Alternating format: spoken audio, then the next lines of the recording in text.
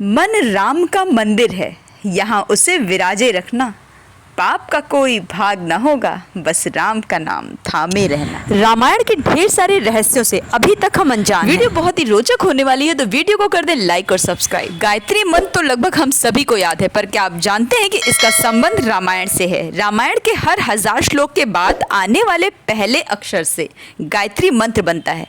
गायत्री मंत्र में 24 अक्षर होते हैं और वाल्मीकि रामायण में 24,000 श्लोक हैं। रामायण के हर 1000 श्लोक के बाद आने वाले पहले अक्षर से बनता है गायत्री मंत्र। यह मंत्र इस पवित्र महाकाव्य का सार है। अभी तक की जानकारी के अनुसार हमें यह पता है कि सबसे पहले रामायण वाल्मीकि जी ने लिखी, पर ऐसा नहीं है।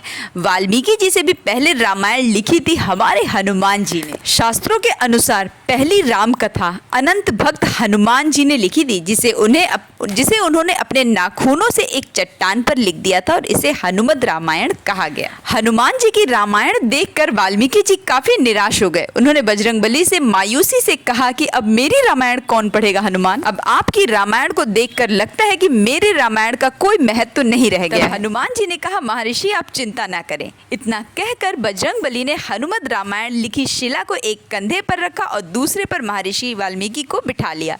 हजारों मील दूर ले जाकर समुद्र में उन्होंने अपनी लिखी हनुमत रामायण राम जी को समर्पित करते हुए फेंक दी। प्रभु श्री राम के 3 भाइयों के अलावा उनकी एक बहन भी थी, जिनका नाम शांता था और उनकी माता का नाम था कौशल्या, और वो आयु में चारों भाइयों में सबसे बड़ी थी। रामायण में इस बात का भी उल्लेख है कि जब प्रभु श्री राम रावण को मारने के लिए निकले तो वो समुद्र पार करने के लिए भगवान राम ने एकादशी का व्रत किया। जब माता सीता का स्वयंवर हुआ था, जो धनुष इस्तेमाल किया गया था, उस धनुष का नाम था पिनाक, और पिनाक भगवान भोलेनाथ का धनुष माना जाता है। प्रभु श्री राम को भगवान विष्णु का अवतार माना जाता है, लेकिन आपको बता दूं कि उनके अन्य भाई लक्ष्मण जी शेषनाग के अवतार थे, जो कि क्षीर सागर में भगवान विष्णु के आसन है। जबकि भरत और शत्रुघ्न को क्रमशः भगवान विष्णु द्वारा हाथों में धारण किए गए सुदर्शन चक्र और शंख शैल का अवतार माना जाता है। प्रभु श्री राम के छोटे भाई लक्ष्मण जी को गुदाकेश के नाम से भी जाना जाता है। ऐसा क्यों है?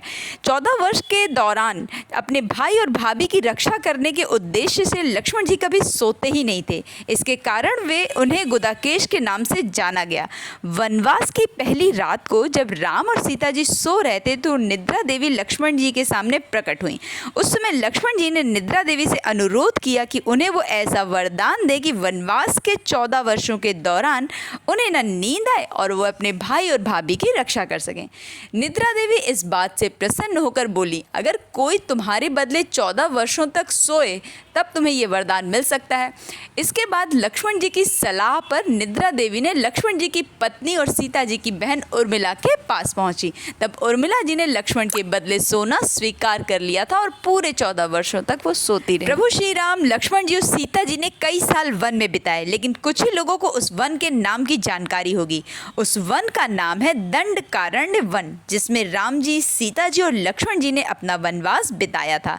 ये वन लगभग 35,600 वर्ग मील में फैला हुआ था, जो अभी वर्तमान में छत्तीसगढ़, उड़ीसा, महाराष्ट्र और आंध्र प्रदेश के कुछ हिस्से इसमें शामिल। और उस समय ये वन सबसे भयंकर राक्षसों का घर माना जाता था, इसीलिए इसका नाम दंडकारण्य था, जहाँ दंड का अर्थ होता है सजा और अरण्य का अर्थ होता है वन। रामायण की कहानी में जो सबसे पेचीदा प्रकरण है वो है लक्ष्मण रेखा का। ना ही इसका उल्लेख वाल्मीकि रामायण में है और ना ही इसका उल्लेख तुलसी जी की रामचरितमानस में। लेकिन रामचरितमानस के लंका कांड में इस बात का उल्लेख रावण की पत्नी मंदोदरी द्वारा किया गया। रावण राक्षसों का राक्षस था, बहुत बड़ा शिव भक्त था, पर क्या आपको पता है कि रावण एक बहुत ही उत्कृष्ट वीणा वादक था, जिसके कारण से उसके ध्वज के प्रतीक के रूप में भी वीणा अंकित था। हालांकि रावण इस कला को ज्यादा तवज्जो नहीं देता था, लेकिन उसे ये यंत्र बजाना पसंद था। अब बात कर लेते हैं रामायण के सबसे दिलचस्प कैरेक्टर कुंभकर्ण के बारे में। कुंभकर्ण रावण का छोटा भाई था, जिसका शरीर बहुत ही विकराल था। इसके अलावा वो बहुत पेटू था, बहुत अधिक खाता था। रामायण में वर्णित कुंभकर्ण ने लगातार 6 महीनों तक सोता रहता था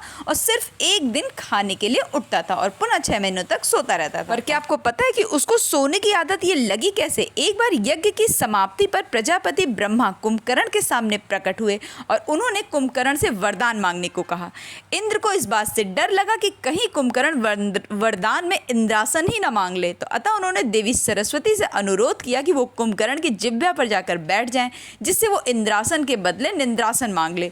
इस समय इंद्र की ईर्ष्या की वजह से कुंभकर्ण को सोने का वरदान प्राप्त हुआ। अब बात कर लेते हैं राम सेतु की। ये कहानी लगभग 17,50,000 वर्ष पहले की है। हाल ही में नासा ने पाक जलडमरू मध्य में स्थित लंका और भारत को जोड़ने वाली एक मानव निर्मित पुल की खोज की है और शोधकर्ताओं और पुरातत्वविदों के अनुसार इस पुल के निर्माण की अवधि भी रामायण महाकाव्य में वर्णित पुल के निर्माण काल से मिलती है। और नासा के सैटेलाइट्स ने इस पुल को नाम दिया है आदम का पुल, मतलब जो मानव के द्वारा बनाई गई हो, और इसकी लंबाई लगभग 30 किलोमीटर। रावण को पता था कि वो राम जी के हाथों ही मारा जाएगा। रामायण की पूरी कहानी पढ़ने के बाद यही पता चलता है कि रावण एक बहुत ही क्रूर और बहुत ही विकराल राक्षस था, जिससे सभी लोग घृणा करते थे। जब रावण के भाइयों ने सीता के अपहरण की वजह से राम जी के हमले के बारे में सुना तो अपने भाई रावण को आत्मसमर्पण करने की सलाह दी थी।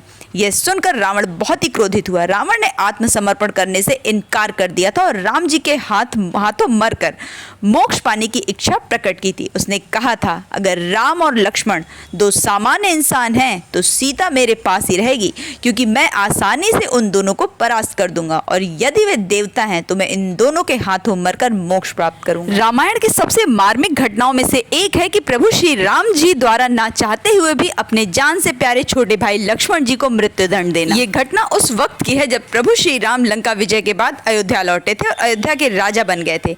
एक दिन यम देवता कोई महत्वपूर्ण चर्चा करने के लिए प्रभु श्री राम जी के पास आते हैं।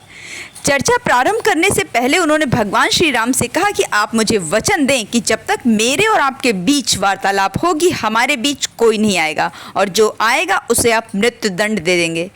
इसके बाद प्रभु श्री राम लक्ष्मण को ये कहते हुए द्वारपाल नियुक्त कर देते हैं कि जब तक उनकी और यमदेवता की बात हो रही है वो किसी को भी अंदर न आने दे, अन्यथा वो उन्हें मृत्यु दंड दे देंगे। प्रभु श्री राम की आज्ञा मानकर द्वारपाल बनकर खड़े हो जाते हैं। लक्ष्मण को द्वारपाल बने कुछ ही समय बीता था कि ऋषि दुर्वासा का आगमन होता है।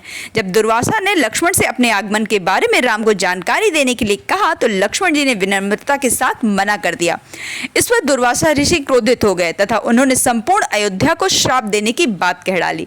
लक्ष्मण ने शीघ्र ही निश्चय कर लिया कि उनको स्वयं का बलिदान देना ही होगा ताकि वो नगरवासियों को ऋषि के श्राप से बचा सकें, और उन्होंने भीतर जाकर ऋषि दुर्वासा के आगमन की सूचना दे दी। अब प्रभु श्री राम के लिए ये दुविधा की घड़ी थी, क्योंकि अब उन्हें लक्ष्मण को मृत्युदंड देना पड़ेगा। प्रभु श्री राम के आगे बहुत बड़ी दुविधा की घड़ी थी। उन्होंने गुरु वशिष्ठ को याद किया, उनका स्मरण किया और कोई रास्ता दिखाने को कहा। गुरुदेव ने कहा था कि अपनी किसी प्रिय वस्तु का त्याग अपनी मृत्यु के समान ही है, अतः तुम अपने वचन का पालन करने के लिए लक्ष्मण का त्याग कर दो। लेकिन जैसे ही लक्ष्मण जी ने ये सुना तो उन्होंने प्रभु श्री राम से कहा कि आप भूल कर भी मेरा त्याग नहीं करना।